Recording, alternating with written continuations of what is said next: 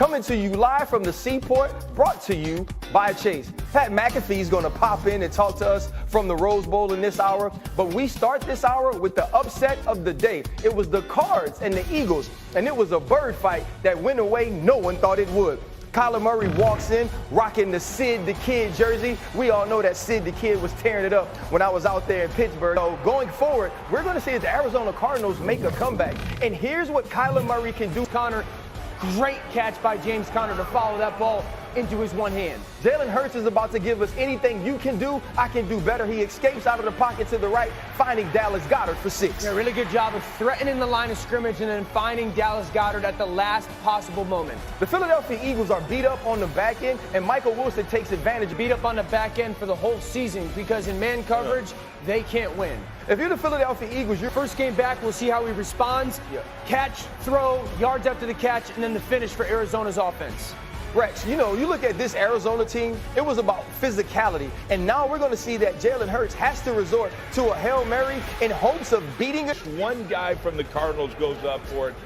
I mean, come on, man. They bullied the bully. That's what happened. The Cardinals bullied the bully. A couple of weeks ago, after the Seattle Seahawks lost, Jalen Hurts says he feels like this team wasn't committed. And you guys talking about that Hail Mary, no one selling out, no one trying to get the football. When you look at this team that was 10-1 at one point, seemed to be back on a destination toward the Super Bowl, how did they get here, though, Rex? Well, I think they played the whole season this way. And they were a bad 10-1 team. They could have lost several of those games. Now, and we gave them a pass because they had the championship medal. They found ways to win. But this team, and I've said it from jump, they lack the knockout punch. They don't do it. They don't bury teams they're supposed to. They're way up in that game. You got to bury them with your, winning at the line of scrimmage with that great rank. 31st in the National Football League. This defense is, and I look at it this way. As a coach, the first thing I look at 31st in the league, points per game, 31st. Bottom at everything, Rex. They stink. They stink. And here's what I look at. Do the players stink? Or are they playing are they playing bad? Are the players bad or are they playing bad? Yeah. Well, we know they're damn sure playing bad. Right. And I don't see anybody attacking the line. I don't see anybody knocking back up front. I don't see anybody getting off blocks and being committed to making tackles. 106 yards were before contact. Right. They gave up 200 some yards rushing to the Arizona Cardinals.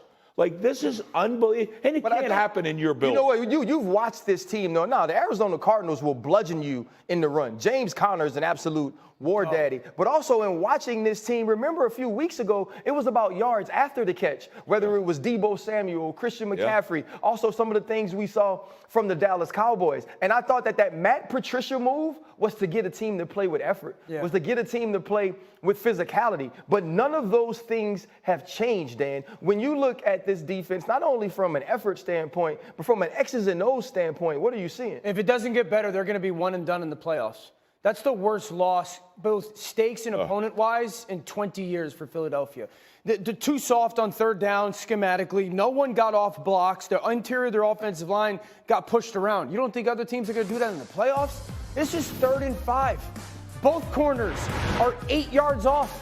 This is pitch and catch for an offense. I'm calling a quick out at the bottom of the screen. This is routes on air. We call that ROA, routes on air. Catch, throw. No corner challenge that throw. We're going to get pressure off the slot. Blankenship's got to drop down. This is catch and throw. ROA, routes on air. Kyler Murray's going to catch the snap, throw the ball to the first down marker. No contest when it comes to the defense. Easy first down. That was the story. I felt like I was watching the Green Bay Packers defense, which is something we've talked about for 3 years right now, schematically so soft. Watch the interior of this defensive line. You tell me don't miss a player like Hargrave. I'm staring at their numbers, the defensive tackles. I can read their numbers from the sideline for this unit. Again, this is another hole. Now I can read the numbers of my offensive linemen because they have turned.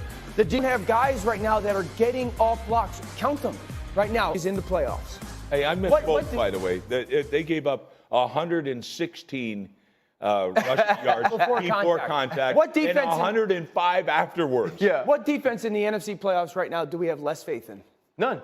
Maybe Green Bay if they win and get in next week. But I think None, RC. None that are in the playoffs right now. Not one team. They look like a juggernaut. Not one team that is clinched looks like the Philadelphia Eagles. But the problem is this. It's not just the defense. Don't get me wrong. The defense is bad. Yeah. The defense hasn't played at the level we saw them play last year. But we're also watching a quarterback and the offense not execute like we saw it either. RC, they ran 26 plays after halftime on offense. One went to A.J. Brown. Yeah. That's absurd. What? That's absurd. But think about it. They had made that change since about week 3 of the season. And they understood how much he needed the football, how he could win against double teams. Go to their final possession when they get down in the red zone. It's 1st and 15. They go quarterback run. It's 2nd and 15. They go quarterback run. It gets to 3rd and 20. They call timeout and they throw a perimeter screen. So in the final 3 plays of a game that if you win, you got a chance to win your division and stay claimed to the number 2 seed. The ball doesn't go to Dallas Goedert, A.J. Brown, Devontae Smith, or DeAndre Swift. Yeah. But you're looking at a team with zero identity. So with that being said, Rex, how does it get fixed? Well, I mean, first off, the identity last year was they were bullies. Yeah. The head coach is a bully. That's why I like him. You know what I mean? Nick Sirianni. But I mean, are you the only bully? Like that offense? I don't know if it can get fixed. Yeah. No, I don't know if it can get fixed. it has to get fixed. This defense, man, and here's the thing. This is garbage, You know what's man. weird, too? I don't remember seeing this before the change at defensive coordinator. I'm seeing Hassan Reddick drop back in coverage way too often. Which he was the one guy doing what he did last year. Yeah. He was the one dude getting pressure. Hassan Reddick was the one dude wreaking some sort of havoc in the backfield. This team has gotten soft. And I said it, the first time I said it, people looked at me like, don't call people soft. I'm not talking about the individuals. Right. I'm talking about the way that they play defense. Rex, is it that much to do with the coordinator that this team on both sides of the football doesn't even resemble the team that played in the Super Bowl? I absolutely think so. And that's what happens when you shop at Kmart. Yep. You know, go get a guy with no experience. Can't get him all off that Elway, kind of Rex. stuff. Like, give me a break. They should have gone out and tried to get me. I get it. All right, that probably wasn't going to happen. But I damn sure, I mean, get somebody.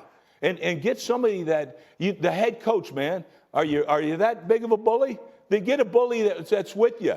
Yep. You know, that'll go back in Philly and represent the damn community. You got somebody soft as hell, soft as Sharman. That's how this defense is playing. Think about it right now. So if Tampa Bay wins next week, they're in. They would win the division, and I think Philadelphia would have to go on the road and play in Tampa. Yeah. Baker, Mike Evans, and Chris Godwin? Right. It would be very hard to pick the Philadelphia Eagles over the Tampa Bay Buccaneers right now, even with watching them play the way they did against the New Orleans Saints.